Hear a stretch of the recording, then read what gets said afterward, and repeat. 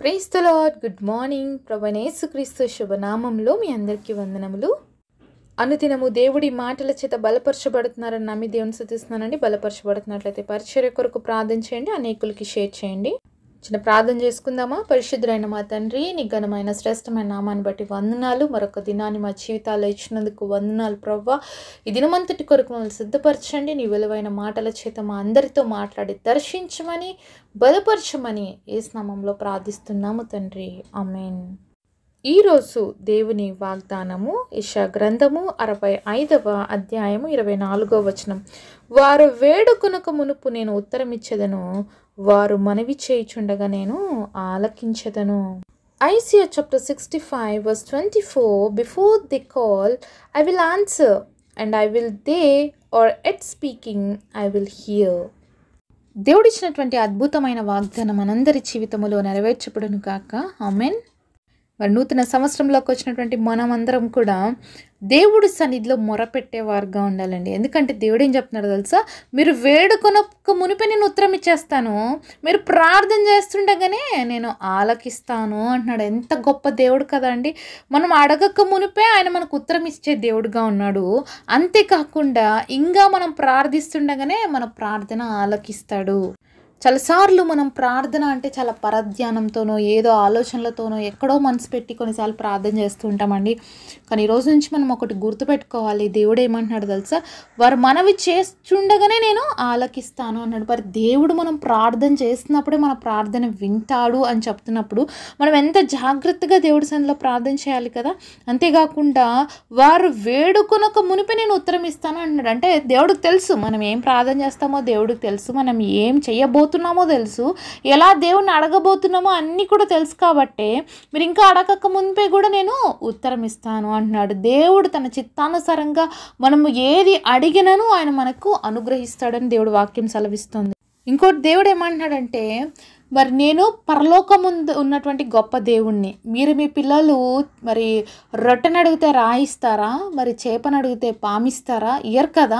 మీరే ఇయ్యనప్పుడు నేను మీ పరలోకపు తండ్రిని కదా, మీకేం కావాలో నాకు తెలియదా, మీకు ఎలాంటివి ఇవ్వాలో నాకు తెలియదా అని దేవుడు బైబిల్లో ప్రశ్నిస్తున్నాడండి. అవునండి, మన పిల్లలకే మనం మంచి మంచి ఇవ్వులు ఇవ్వాలని ఆశపడతాము. మన బిడ్డలకే చాలా మరి ఉన్నతమైనటువంటివి, వాళ్ళు ఎక్స్పెక్ట్ చేయనటువంటివి ఇచ్చి వాళ్ళని సంతోషపరచాలని కోరుకుంటాం కదా. మన పరలోకపు తండ్రి అంతకంటే చాలా గొప్ప దేవుడు. ఆయనకు అసాధ్యమైనటువంటిది ఏది లేదు. కాబట్టి మనము ఆయన బిడ్డలం కనుక మనకు కూడా గొప్ప కార్యాలు చేసి మన ద్వారా దేవుడు మహిమపరచబడాలని దేవుడు కూడా ఆశిస్తూ ఉన్నాడండి. అయితే మన ప్రార్థన దేవుడి దృష్టికి ఎలా ఉండాలి అంటే ఆయన చిత్తానుసారమైనటువంటి ప్రార్థనగా ఉండాలి. మనం చేసినటువంటి ప్రతి ప్రార్థనకి దేవుడు జవాబిస్తాడండి. మనం అడుగుతున్న ప్రతి దానికి కూడా దేవుడు జవాబిస్తాడు. కాబట్టి చాలా జాగ్రత్తగా మనం దేవుడి సన్నిధిలో అడిగేటప్పుడు మనము జాగ్రత్తగా మనవి చేయాలి దేవుడి సన్నిధిలో. అంతేకాకుండా మనం అడుగుతున్న ప్రతిదీ కూడా దేవుడి దృష్టికి అంగీకార యోగ్యంగా ఉందా లేదా, దేవుడు చిత్తమా లేదా అని కూడా మనం తెలుసుకోవాలి. ఏది పడితే అది మనం దేవుడిని అడిగే విధంగా మనం ఉండకూడదండి. మనం దైవ చిత్తానుసారమైనటువంటి వారిగా ఉండాలి, దైవ చిత్తానుసారంగా నడుచుకునే వారిగా ఉండాలి, అలాగే ప్రార్థన చేసేవారుగా కూడా మనం ఉండాలి. ఎందుకంటే ప్రార్థన అనేది దేవుడితో మనల్ని కనెక్ట్ చేస్తుంది, దేవుడు మనసుని మనం ఎరిగే విధంగా చేస్తుంది. అంతే కదా. ప్రతిరోజు మనము మాట్లాడుతున్న వాళ్ళతో వాళ్ళ మనసు ఏంటో మనకు తెలుసు కదా. ప్రతిరోజు ఒక వ్యక్తితో మనం ఫోన్లో మాట్లాడుతున్నా, ప్రతిరోజు పర్సనల్గా మాట్లాడుతున్నా వాళ్ళు ఏంటో మనకు బాగా అర్థమైపోతుంది కదా. వాళ్ళ ఇంటెన్షన్ ఏంటో మనకు తెలిసిపోద్ది కదా.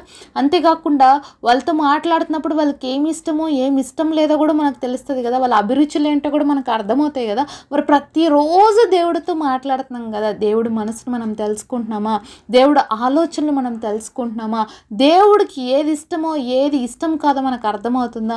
ఒక ఫ్రెండ్తో మాట్లాడితేనే, ఒక వైఫ్తో మాట్లాడితేనే, ఒక బిడ్డతో మాట్లాడితేనే మనకు అర్థమవుతుంది కదా అవతలకి ఏం నచ్చుతుంది ఏం నచ్చదని. అలాగే దేవుడితో మాట్లాడుతున్నప్పుడు కూడా మనకి అర్థం అవ్వాలి కదా. అప్పుడే కదా మనం దేవుడి మనసును అర్థం చేసుకున్న వాళ్ళం అవుతాం. కాబట్టి ఈ రోజు నుంచి మనం దేవుడితో మన పరమ తండ్రి అనే ఒక నిశ్చింతతో మనం దేవుడి సన్నిధిలో మాట్లాడాలి.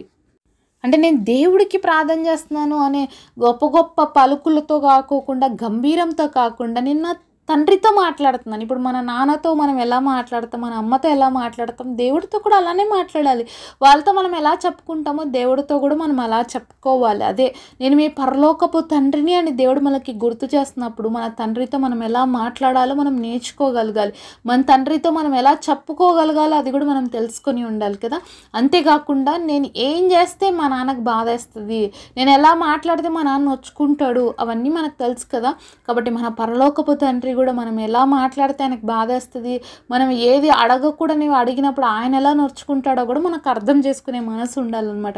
దేవుడు ఇవ్వలేదే అని బాధపడుకోకుండా నేను ఇది అడగడం కరెక్టా తప్ప అనేది కూడా మనకి దేవుడు వివేచన శక్తినిచ్చాడు. మంచి చెడులు ఎరిగే జ్ఞానాన్ని దేవుడు మనకి ఇచ్చాడు. అందుకనే దేవుడు మంచి చెడు రెండు నీ ముందర పెట్టాను, ఏది నువ్వు డిసైడ్ చేసుకుంటే అదే నీది అని చెప్తాడనమాట. కాబట్టి ఈరోజు మంచి చెడు రెండు మన ముందున్నాయి. కాబట్టి మనం దేవుడి సన్నిధిలో ఏం అడగాలి, ఏం అడగకూడదు, అది మనం డెసిషన్ తీసుకోగలగాలి. దేవుడి సన్నిధిలో దానికోసం ప్రార్థించినప్పుడు ఇది కరెక్టా తప్ప అనేది మనకే అవగాహన అనేది కలగాలి.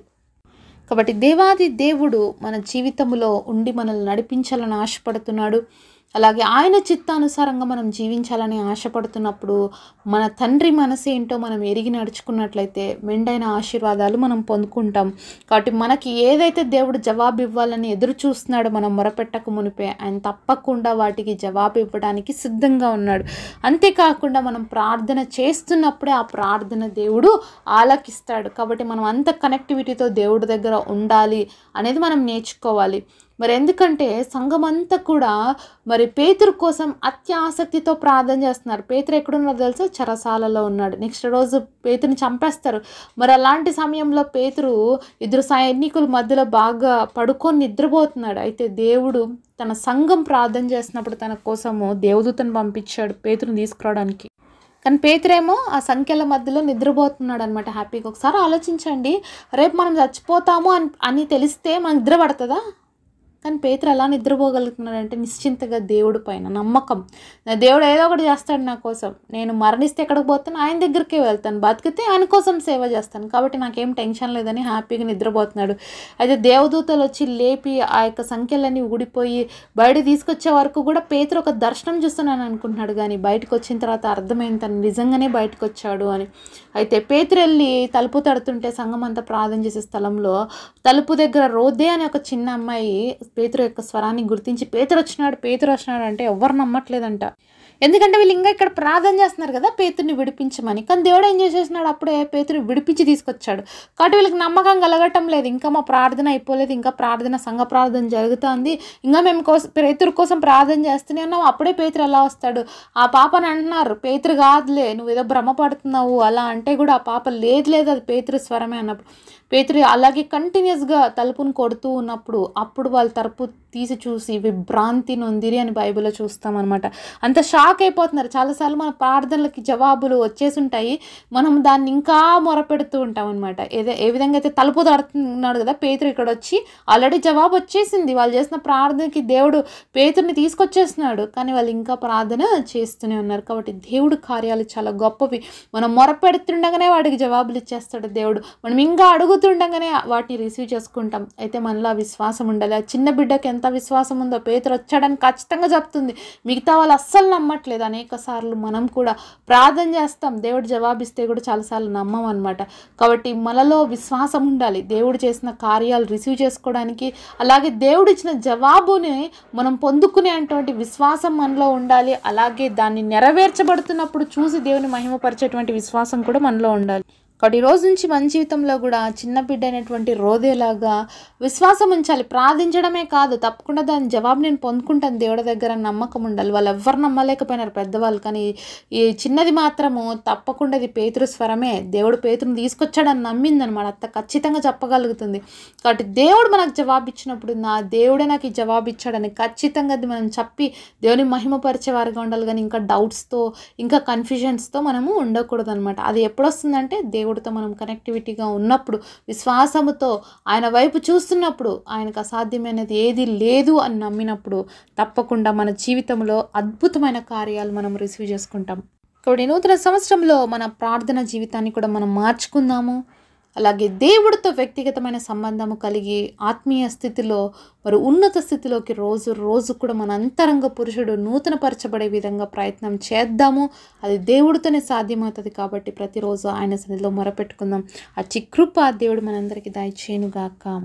పరిశుద్ధులైన తండ్రి, మీరు మాతో మాట్లాడిన ప్రతి మాట కొరకు మిమ్మల్ని స్తుతిస్తున్నానయ్యా, ఘనపరుస్తూ ఉన్నాం ప్రభా.